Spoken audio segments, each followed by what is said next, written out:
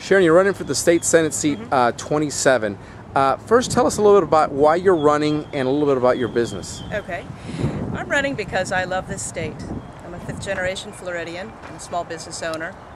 And I'm concerned about the leadership of our House and our Senate. And I've just decided that the best way to do something about it is to do something about it. I run my family's construction equipment rental business. We've been in business a long time. And we've been in Palm Beach County a long time and consider ourselves absolute Floridians. We're not going anywhere else. Now, I want to ask you about the U.S. sugar deal with the state of Florida. Give me your take on that. How do you feel about it? I think that our leadership has made some grievous judgment errors in a lot of things, including the U.S. sugar buyout. If we become more concerned about offering a buyout deal to U.S. sugar than we are about maintaining the Everglades and improving the Everglades and providing jobs for people, then we are just on the wrong track. We're on the wrong track there.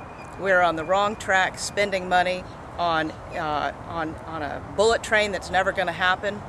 And we're on the wrong track when we start raising work comp rates and unemployment rates and things like that that break the back of small business. So somewhere along the way, our leaders have made some bad judgment errors.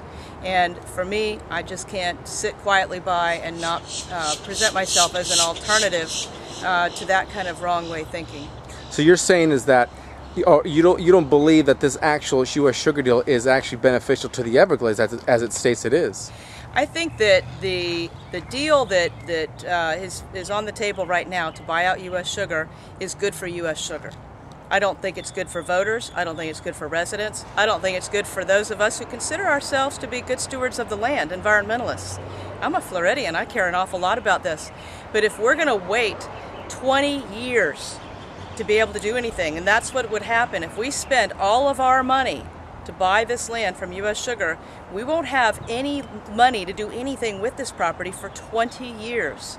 On the other hand, if we were to follow up on the projects that we've already commenced and actually just finish some of them, we would be making improvements right away in terms of storing water and sending water south to the parched areas of our state that so desperately need it.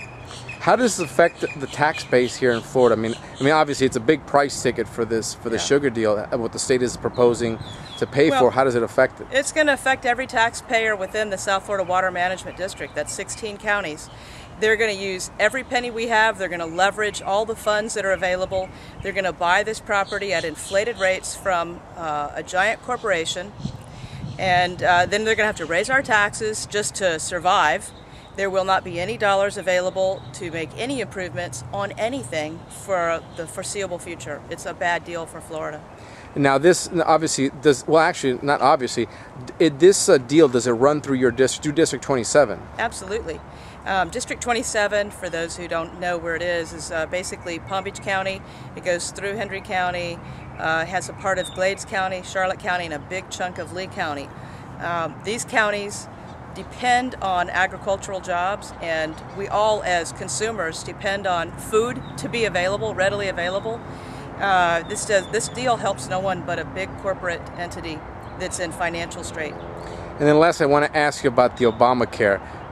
This is a no-brainer question, but how do you feel about the Obamacare bill? I feel disgusted that our elected officials made such a poor decision. I know that not all of them did, but this is another terrible deal for the voter. It's a terrible deal for a citizen. It's going to drive doctors out of our country. It's going to provide third country type medical services for all of us. The deal will be, instead of the decision being between you and your doctor, it will be between the doctor and the insurance carrier, and you will get whatever the cheapest procedure is once a doctor becomes available to do it.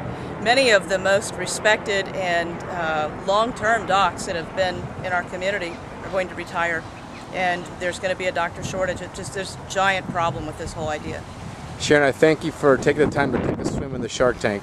Glad to be with you today.